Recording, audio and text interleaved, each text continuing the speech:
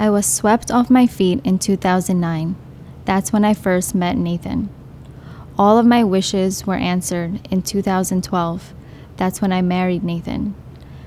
And my world was completely shattered in 2021. That's when I lost Nathan. This is meant to encourage anyone who is thinking about quitting and giving up. Anyone who spent years praying for things to turn around. If you're thinking about quitting and giving up, if you're falling spiritually and emotionally, and you feel like this is the end, please hear me. You have the choice to either give up or to keep going. I'm asking you not to give up. Don't give up. Try to stay focused. Try to stay strong. Try again and again, and just take one step at a time. I know it's hard, but it's worth fighting. It's worth believing.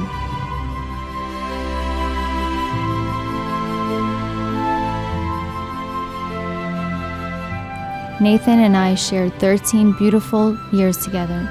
Our relationship was one of growth, so much growth. Nathan was an amazing soul. His heart was full of joy and happiness. He loved helping and taking care of others, and that's why he decided to be a nurse. And further on, he decided to continue his education and become a nurse practitioner. I was so proud of him. He had many talents, from playing the drums to the tarbuka, piano, and DJing. Music was his passion, and he made people feel alive through his music. Nathan comes from a family of talent, but the person who inspired him most was his father, also a musician. Nathan grew up with loving parents and 2 older sisters who protected him. And when we got married, his family became my family, and my family became his. Joining his family gave me sisters I've always longed for. And joining my family did the same for him, but with brothers.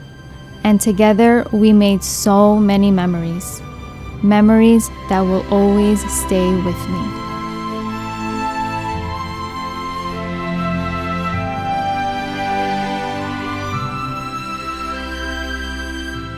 After 2 years of marriage, Nathan and I decided to start a family of our own. Time passed, and we felt hopeful that God would give us a child very soon. But God had other plans for us, and gave us many challenges and tests. We always kept in mind that no couple really has it easy, but we also had a sense that the challenges God gave us were exceptionally challenging. In trying to start a family of our own, we experience hardships that not all couples are subjected to. While we had many hopeful starts, ultimately, we never successfully reached the end of a pregnancy.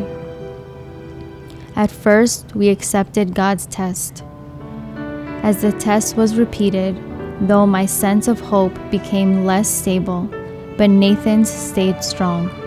He encouraged me to stay positive, and even managed to convince me that this was a test we could be thankful for.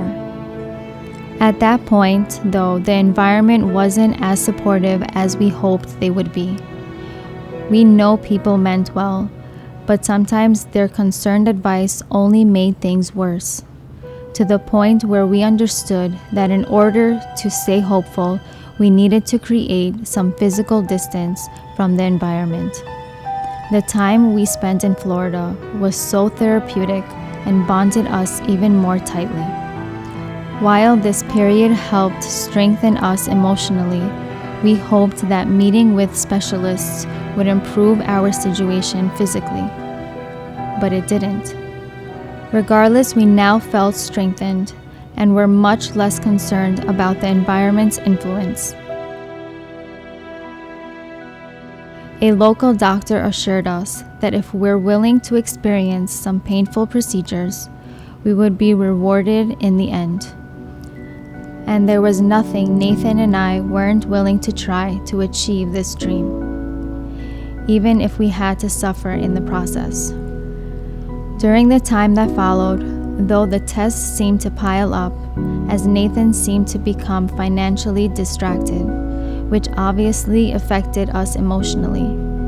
Now, lost in depression, we were unable to enjoy the improvements we began experiencing in regards to growing our family. Our attentions became divided. Nathan was stressed and no longer seemed able to experience the joy and excitement I had started to feel. Tragically, the distance that created between us would never be resolved. When we experienced physical disappointment yet again, we felt the marriage change dramatically. Rabbis instructed us that standing under the chuppah together again may improve our situation, so we planned to do so. 30 days after handing me the get, Nathan and I planned to remarry. But we would never get the chance to do so, because unexpectedly and shockingly, on the day that seemed completely random, Nathan simply passed away. If only the world knew that literally a couple of days before this ultimate tragedy occurred, Nathan and I treated ourselves to a Saturday night date where we reviewed a book he wanted us to read about marriage and peace. And that night, Nathan and I were so intent on starting fresh again, he even told me about his plans to buy me a new engagement ring. As we spoke then, we had no idea that this would be the last time we ever laid eyes on each other. 1 year later, what sticks with me and enables me to feel hopeful again are all the brilliant lessons Nathan taught me. He believed that hatred is never an acceptable answer, that the only person I can control is myself. And I consider these lessons to be Nathan's everlasting gift to me, as I've carried them with me throughout this very difficult journey this year. Though he's no longer physically with me, I know that I am standing here today in one piece because of the influence he has always had over me. I faced the impossible and didn't give up. Because of Nathan, I didn't give up. I am asking you not to give up.